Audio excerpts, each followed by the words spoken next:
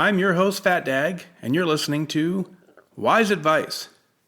My weight loss journey failed when I focused on how.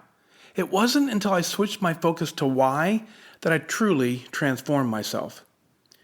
Join the show on the web at fatdag.com and follow along on Twitter at Wise Advice. Send me your comments, your questions, and your celebrations, all to be included as part of the show. But before we dive in, let's hear from you. This is Daffy Agner, and Fat Dag says, when you're out of point, stop eating point. I'm honored to be your wingman as we walk through this journey together because I believe in you. Well, hello there. Just want to start off with the accountability part of the show. Let's just say it was a mess. Hopped on the road, driving down to Florida on spring break. The Atlanta traffic is just an absolute mess right now. So a series of detours, series of back roads, and many, many hours of some non-highway driving made it gas station after gas station, and the frustration just got the best of me. Boom, there we are, owning it, moving on. No fit points, not a lot of working out in other than a couple of gas station stops here and there, but no real fit points for the day. Looks like 3,100 steps for the day is all we had there. Owning it. Moving on, going to be here for the week, going to get a lot of steps in, and I'm setting a plan. I understand what happened. I recognize it. I'm moving on.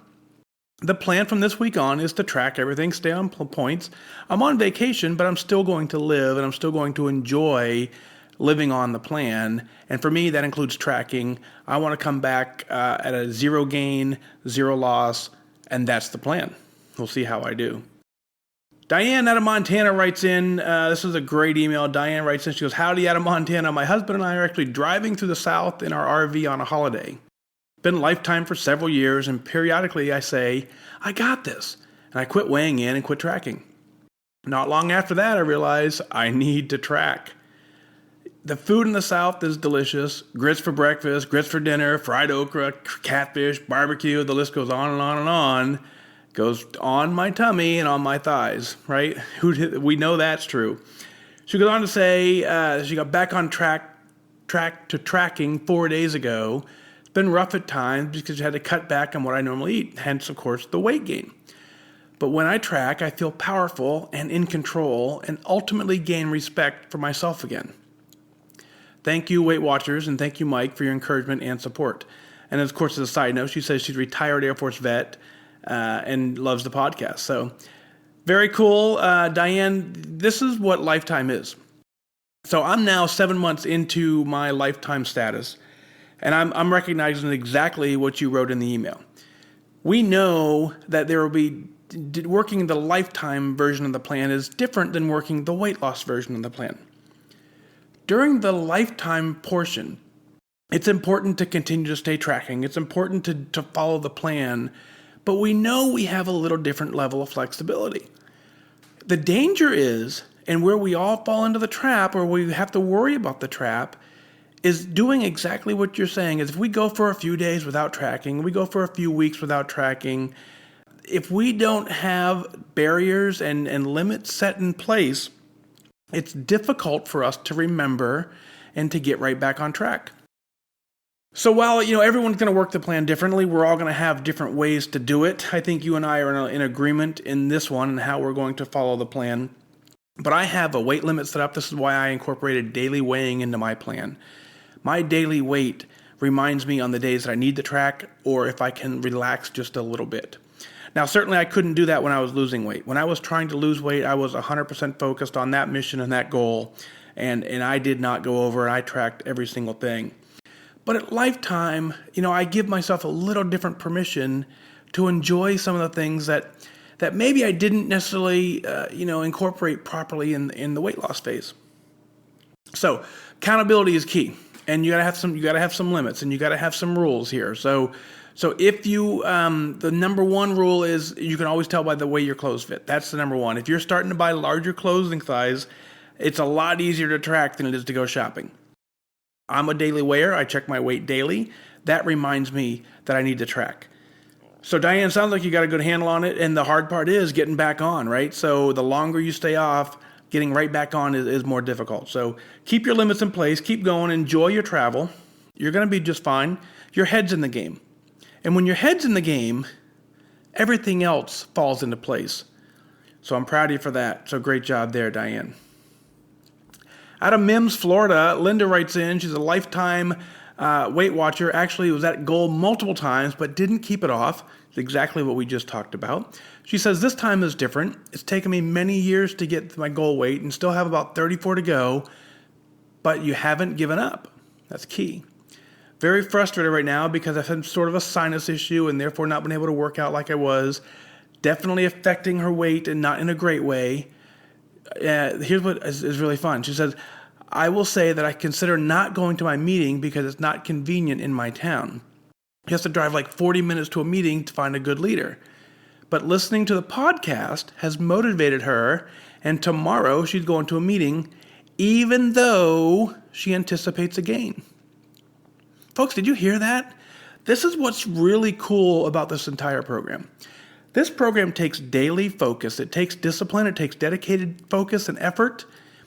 And I'm glad that Linda is finding that through the podcast. That is one of the reasons I'm very glad to do this.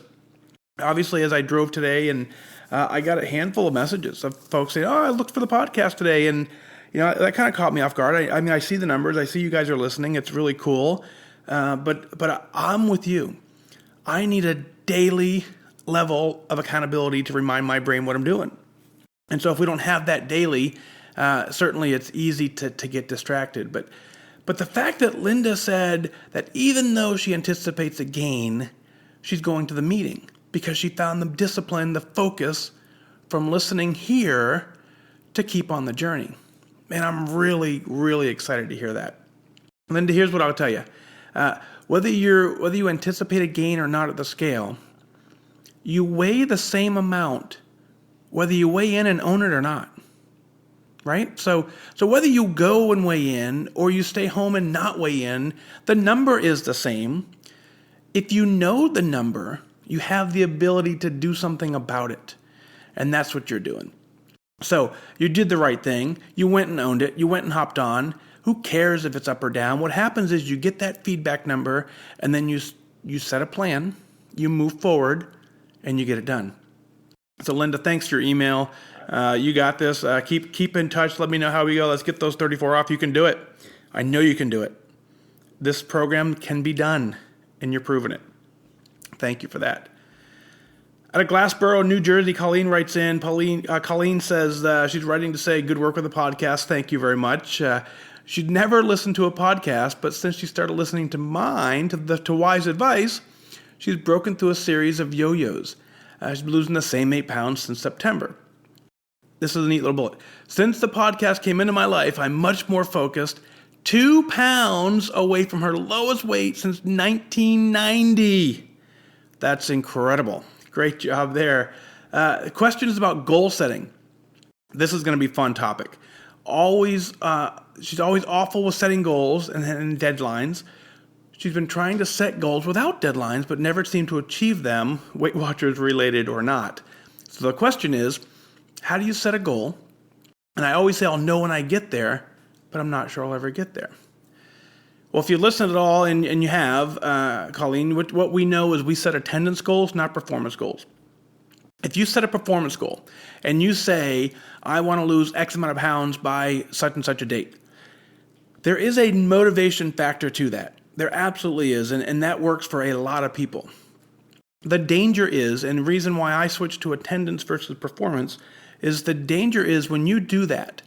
Early on, I've seen someone who set a goal to lose, I forget the number. It was like 80 or 90 pounds by such and such a date, and they missed the number by a couple pounds. And the first reaction was defeat. And you defeated that you lost 80 pounds when you really wanted to lose 85. I don't think anyone's going to complain about that. But if you set that goal with a number and a deadline, you don't have any control over whether or not you're going to meet that deadline. The only control you have is the effort you put in towards working it. So if you put in the effort, you put in the work, and you're focused, and you come close to hitting a goal, I want you to celebrate that. So here we are when you talk about setting a goal weight.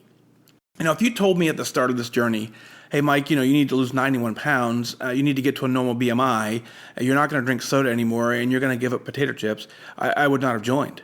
This was not a program that was attractive to me under those guidelines.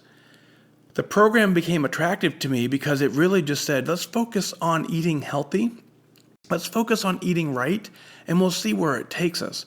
I didn't know where the end was. I didn't know what my goal weight was until I was about, 5 or 10 pounds away from it. And what I kept doing is every time I'd look and I'd get to a new low weight, I would check in the mirror and I'd look, and if I liked what I saw, I'd stop. But every once in a while I'd say, no, I can lose another 5 pounds. And I just kept going. So when it comes to setting a goal weight, sure, there's the healthy BMI chart. There is that chart that you can use as a guideline. We'll talk about that in a future show. There are pros and cons to using that as your number. It doesn't work for everybody. It works for a majority of us, but not everybody. And you don't know, and none of us know if it works for us until we get close. So you have to just work the plan. If we're going to work this program for lifetime, then all we need to do and all we need to be focused on is following the plan. We track when we can. We do our best when we can, and we just continue on. We weigh in weekly, we weigh in daily, whatever your program wants you to do for you, and you just see where you are. You see where you get comfortable. You truly will know at some point you will say to yourself, I don't want to lose any more weight. And when you say that, congratulations, you're a goal. Go get your doctor's note to agree with that. Go look at the BMI chart. You'll probably fall right in the BMI chart, however you want to define it. But if you truly, honestly, 100% to yourself can say, I do not want to lose any more weight, then that's when you're at your goal. So great job. Good job, Colleen. Do it. Keep going. Let me know where you're at. Let's see what's going on. Now, as far as awards go, open the inbox. Nothing today. What's going on? What are we celebrating? If you're celebrating a 5-pound star, 5%, 10%, I want to know about it. I want us to celebrate on the air. Go to fatdag.com, click on podcast, send in your celebrations, send your comments. I'll work them into the show. You can also shoot out a tweet at Wise Advice. You can find me on Facebook at Wise Advice. Any of those ways, go ahead and shoot me some information. We'll work it into the show. We'll get it going. But I want to celebrate with you because what we know is the more we take credit for the work that we're doing. We know it's hard work. We're killing it, making sure we're following the plan, and we're proud of ourselves. Whether we express it or not is a whole different story. The reason I want to share it is we know that little piece keeps us going. If someone's cheering us on and we're cheering ourselves on, then we just try a little bit harder to keep working the plan.